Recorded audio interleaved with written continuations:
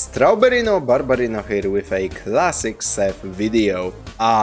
Space Station 13. A game that I tried to play with my friends at one point, but we quickly found out we have not progressed far enough on the spectrum to unlock the ability to learn basic controls of this game. So I had to settle for the second best thing, which is watching a video of the video game I can't or don't really want to play on YouTube. So here's my reaction to Seth's stories of insanity, hilarity and other stuff from his time with Space Station 13.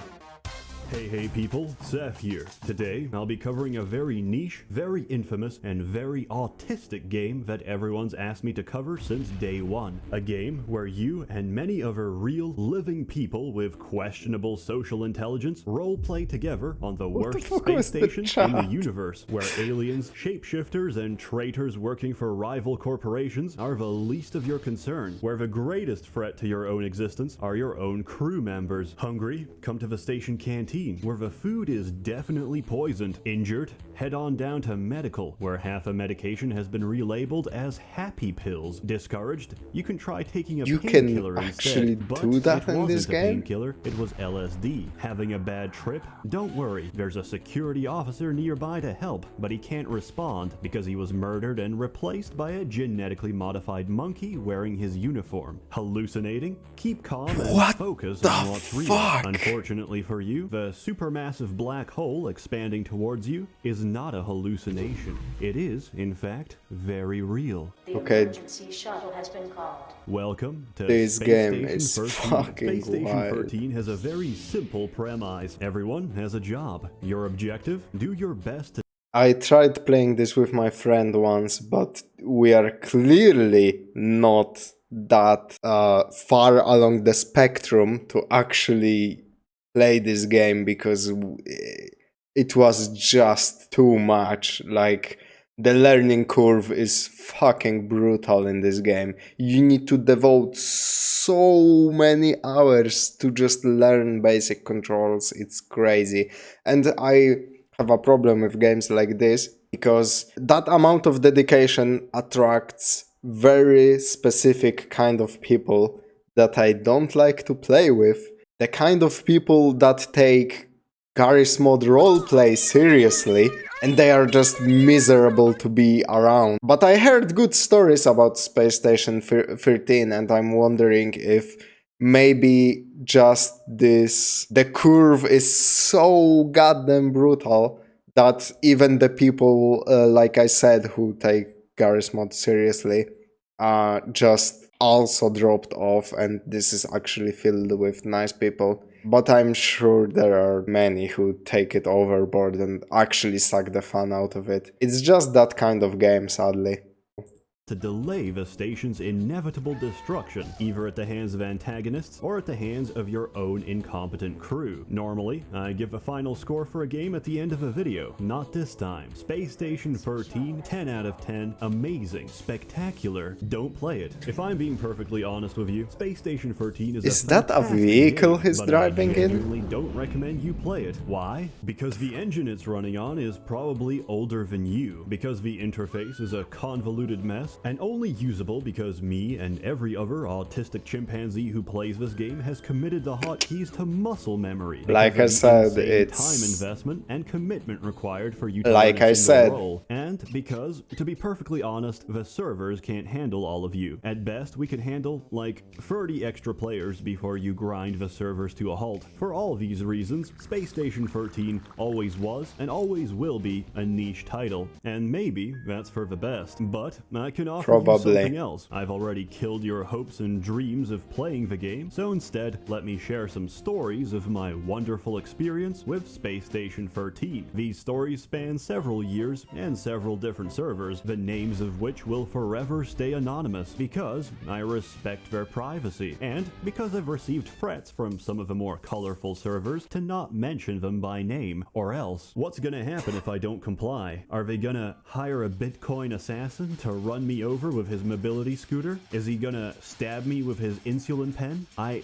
don't know, but between you and me, I hate having cum delivered to my mailbox and would prefer to keep it that way. Anyway, I remember the first time playing Space Station very vividly. My friends told me to download it and hop on some shitty server. It had furries and erotic roleplay. More on that later. I entered around as an assistant. Like I said, this game surely attracts certain kinds of people. As I'm screwing around with airlock wires, my friend comes running down the hallway, dragging someone's unconscious body. Frantically, he tells me, "Seth, quick, can you open this door?" Sensing the urgency in his voice, I do. He throws the body inside and sprints away. The airlock closes. 3 seconds later, something explodes. What the fuck was that? I ask. Oh yeah, I fed him potassium and water pills. It takes a while to metabolize. My friend had just murdered a man in cold blood by turning his body into a living, ticking potassium bomb. As soon as the man's digestive juices cracked through the potassium tablet, it reacted violently with the water in his stomach and exploded, killing him from inside out. How the fuck does this game calculate all of that and simulate like a bunch of people on this space station doing shit like this? What the hell? Every single rule of medicine. I was a surgeon, top of my class, destined to go where no licensed professional ever has. Also, my friend's girlfriend started playing with us. To put it bluntly, she wasn't very good, but she was very interested in progressing the medical field in any way possible. Cargo had just delivered us some complimentary pizza, as thanks for patching up their boys after they got a little too intimate with a xenomorphs on mining station. Brilliance flashed before my eyes. My pupils widened. I started physically sweating, because she said the words I've always dreamt of hearing. Please, turn me into a pizza. And so I got to work. Nurse, get me my scalpel. Tweezers, there is no way bone that's gel, possible and the rest of the in the game. Pizza. One Fuck horrified off. clown watched in the operating theater as I cleanly hacked off and cauterized her hands and feet. I opened the pizza box and began attaching her There's no way. Help! Sec to surgery, the clown blurted out. He's turning her into a Papa John's. The head of medical stormed in with a host of security officers to detain me, but they were too late. Her hands and feet had already been replaced. Surprisingly, she could walk just fine on a pair of pizza feet, but her lack of opposable pizza thumbs meant that she couldn't really hold How does that work in a fucking video game? How are they simulating that? Why did somebody program that eventuality into the game? Who the fuck developed this madness? And banned me from ever practicing medicine, claiming that consent to being a pizza. I was thrown in jail for the rest of the round. Clearly, there was no appreciation for the arts on this station. So, many rounds later, me and my friends found a new purpose, cleaning up the server, one erotic, furry roleplay at a time. Using telecommunications and meta-communications, I expertly pinpointed areas of high homosexual intent, namely the dorm rooms and the showers. As two Khajiit-looking catmen meet privately with one another, they will, inevitably, start writing words such as, "Ooh, Mayak has a barbed prickly surprise for you, my friend," and, yes, "Not me with your thick Tajaran trunk." This is completely unacceptable. Once an act of high homosexual intent is in motion, several of our men would mobilize. As they groan, moan, and spit out hairballs on each other, a security officer would barge in, flashbang the feline fornicators, and tag team baton them into submission before another officer handcuffs them to the bed. On the other side of a contaminated dorm room, our team's atmospheric technician sets explosive C4 charges against the station glass. Quickly, we evacuate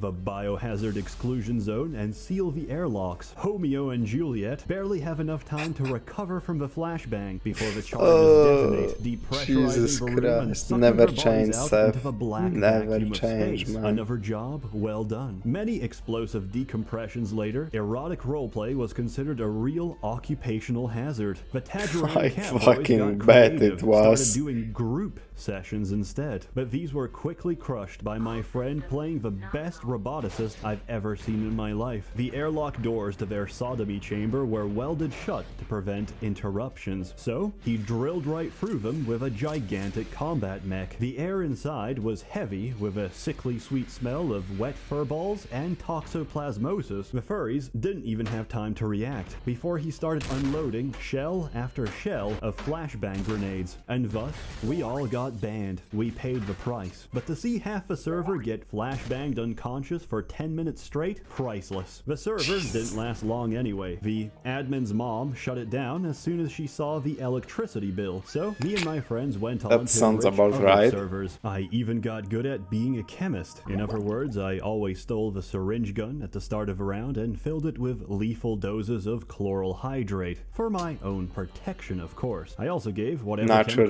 chemical as anyone one requested, does. which gives me some moral ambiguity and 2 degrees of separation from any pranks or murders that took place as a result of said chemicals. If a clown asks for space lube, he's gonna get space lube. One time, a clown managed to lube the entire hallway outside of medical, all the way to departures. Now, departures is usually the place where the escape shuttle docks to get us out of our quickly burning heap of a station. However, if there's no call for a shuttle, departures is completely empty, besides the airlock, which the clown had hacked open. Several people came running through medical, slipped on the space lube, and accelerated themselves face first into the infinite vacuum of space. Security figured out it was the clown, and in true security fashion, also slipped on the space lube. With most of the crew floating around dead in space, the station had to be evacuated. He was later banned from playing clown ever again. Several rounds later, I finally spawned as a traitor. Mission specifications decrypted.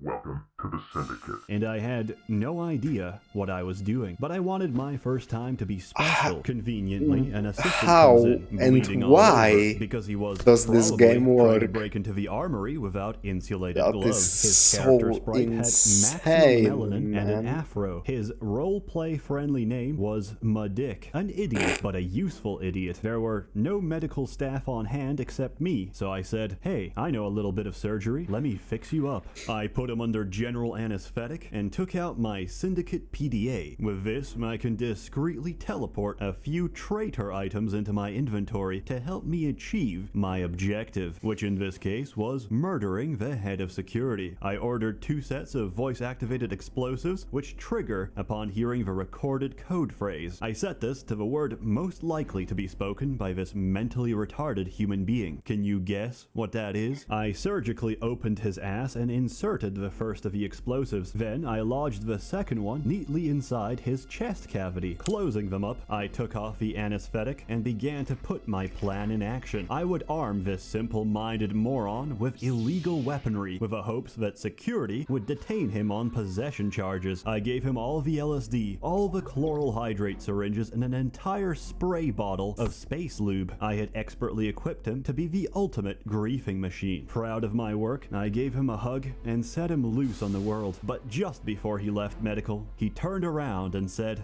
"Thanks, nigger." And we both exploded. My This overtime feels plan like a- went about just Oh as my well. Once I God. started as the leader of a cult. Our objective was to seize control of the station and sacrifice our mortal bodies to summon a physical manifestation of our dark god. What the However, fuck is I wasn't very good happening? at it. This And feels over like my a fever service, we dream. found a nice, quiet, and most importantly, abandoned bar near the north end of the station, which we began redecorating with our I own can blood. see You why see, this game cultists need to learn has a set of ancient words such that a randomly die-hard generate following. every round. Like, If you arrange them in the this right sounds order, you like can perform nothing different I have spells ever and experienced rituals in a to video advance your game. goals. Jesus We didn't get Christ. far, because the most dangerous thing to an incompetent cult is a single crew member doing their job. The fucking janitor found us. We tried to negotiate, convince him that it's actually crayon and not blood all over the floor, but that didn't work, so we tried to murder him instead. That didn't work either. He used his mop to slip us with soapy water and ran off to call security. As you can see, Jesus I'm not very Christ. proficient at being a traitor. More often, I find myself being abused by traitors. Some of the worst offenders in this regard are definitely wizards, since wizards have a bad tendency to sexually abuse me as well. Not too long ago, me and my There friends are played wizards around in that this was game. already in progress. As soon as we Okay. entered, we realized something was very wrong. An announcement played on the radio. Penis Inspection Day is in effect. All crew members must report to Doc Johnson for their mandatory penis inspection. Doc Johnson was, very clearly, a wizard. I knew what was coming, and yet I resigned myself to fate and went to medical reception. Doc Johnson was overjoyed to have new patients. He led me to a private room, asked me if I'm circumcised, and told me that I passed the inspection with flying colors. What a surprise, I thought. He's not actually gonna grief me. But I was wrong. As I turned away to leave, he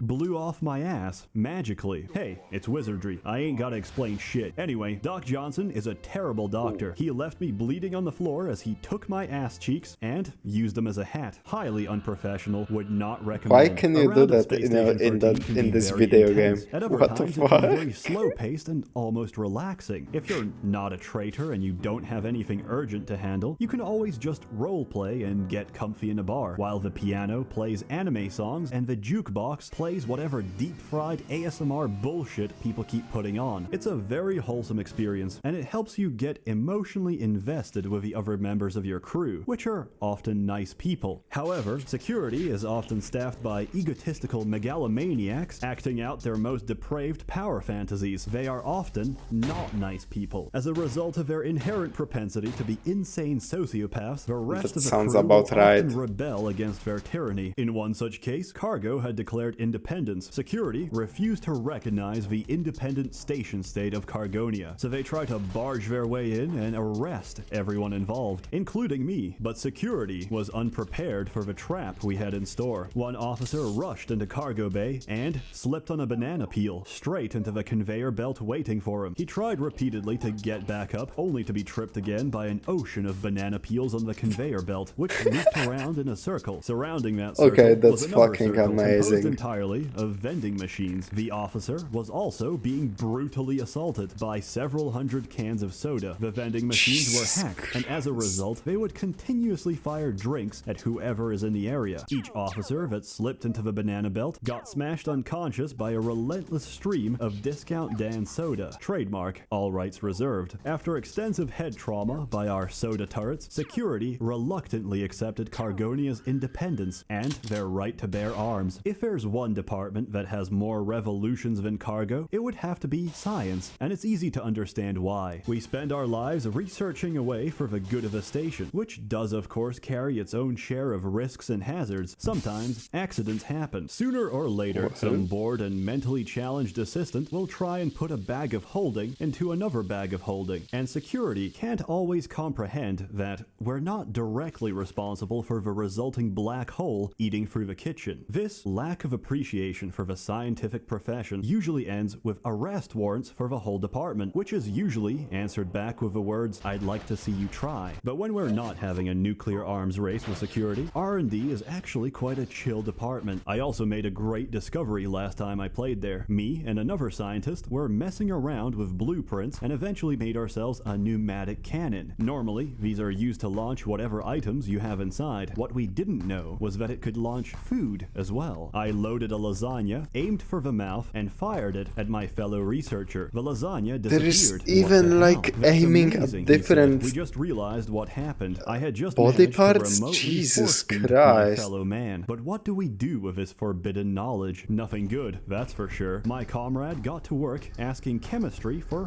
hallucinogenic drugs. They said no. So we built our own Damn. chemistry dispensers, filled up the beakers Shame. with happy juice, and ran straight to the kitchen. We injected all the donuts and hot pockets we could find with as much LSD and mindbreaker toxin as they could hold. Then we loaded them into our food delivery system and started firing off at everyone in the hallways. The food was instantly Oh delivered. my The crew God. was instantly satisfied. Several people, including security That's officers, managed genius. to see the two small lines of text indicating that they've just been fed something. They thought it was extremely clever and said they didn't know the pneumatic cannon could do that. Since it was just a bit of harmless fun, we got off scot-free. Minutes later, the hallucination started. Crew members started screaming on the radio. Some were puking, shaking, or convulsing on the ground. Medical couldn't keep up with the bodies. They piled on too quick, and most of the doctors were too busy fighting off non-existent entities to do anything about it. The chemist, who originally refused to give us LSD, was arrested by security on suspicion of intentional food poisoning. It was complete pandemonium, and I think it illustrates perfectly the chaos that is Space Station 13.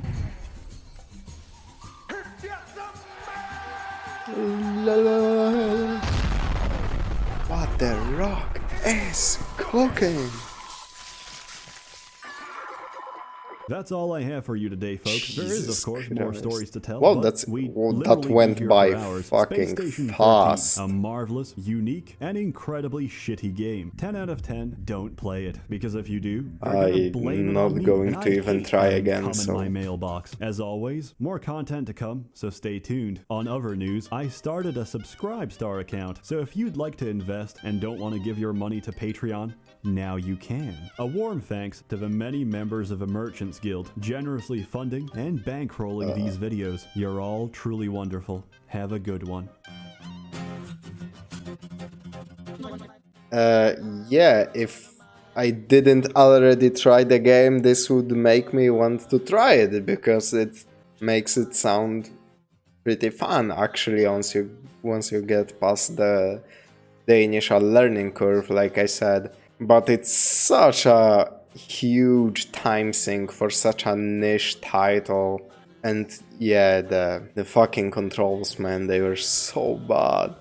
Unless they got modernized. After all, what's the game called? Dwarf Fortress actually got somewhat modernized from what I heard, because it's made by one guy, and it's a simulation game that's kinda like this, where ridiculous shit happens and the controls are also kinda bad, but it's a single player experience instead of multiplayer, and you actually control generations of dwarves. And I heard, but because they added it to Steam a couple months ago, I heard that somebody actually came in, helped the creator modernize some of the controls to make it more novice friendly. If that's true, maybe there is hope for Space Station 13.